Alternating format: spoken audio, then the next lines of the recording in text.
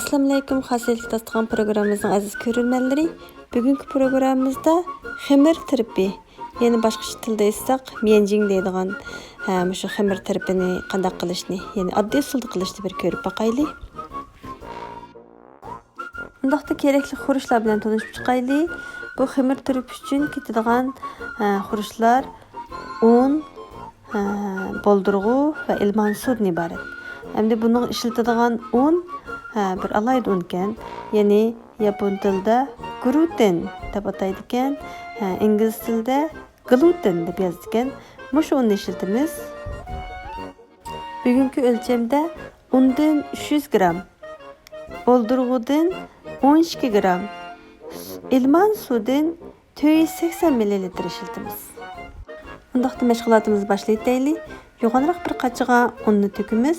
Uning ustiga boldurg'uni silib, undan keyin ilman suyimizni bir tarafdan qo'yg'ash, bir tarafdan cho'ki bilan aralashtirib turamiz. Aralashtirib qo'yamiz. Shuning bilan bu shu ekranda ko'rsatilgandek hamma suyimizni qo'yib qo'ygan ekan, mushta bir ximir olti keladi. Ximir olti kelgandan keyin buning yuzini plastik yaltiroq bilan yepib, illiq bir joyga qo'yib qo'yamiz. Mana shundaq yarim soatdan 40 minutlargacha turgandan keyin illiq joyda xuddi mush ekrandagidek toza ravrus ko'pidi xamirimiz. Agar bundaq ko'pmay qolsa, yana bir oz vaqtni uzartib qo'yib qo'ysak bo'ldi. Endi shundaq toza ravrus ko'pib bo'lgandan keyin buni endi dumlab pishiramiz. Shunga ko'rimizga suvni elib, qaynatib qo'yib turib, buni shu ko'rga solsak bo'lgan qachimizni tegini yaxshi bir maylab olgandan keyin xamirimizni qachimizga yetkaymiz. Yetkigandan keyin ko'rdagi suyimiz yaxshi qaynaganda shuni qachi bilan ko'rga silib 25 minutdan yarim soatlargacha atrofda dumlab pishiramiz. 25 minut vaqtmi dumlab to'shdi. Bu shunday yaxshi pishib chiqibdi.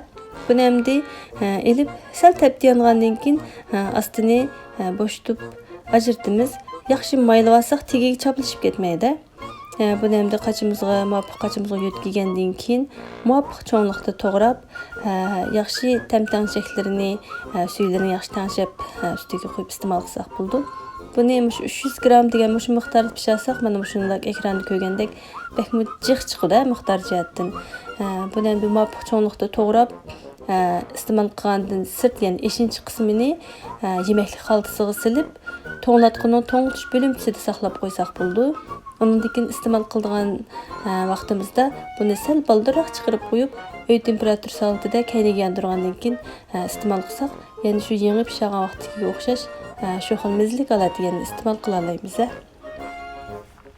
Hamda azroqroq miqdorni azroq qilmoqchi edim desak, shu nisbat bo'yicha miqdorni hammasini o'xshash nisbat bo'yicha azaytib, chaqqan tezlam tayyor qilib iste'mol qilsak albatta bo'ladi. Nayt oddiy usul bo'lg'achqa bir yegimiz kelib qolgan vaqtimizda chaqqal tayyor qilib iste'mol qila olamiz. Oilada sinab baqsaq bo'ldi.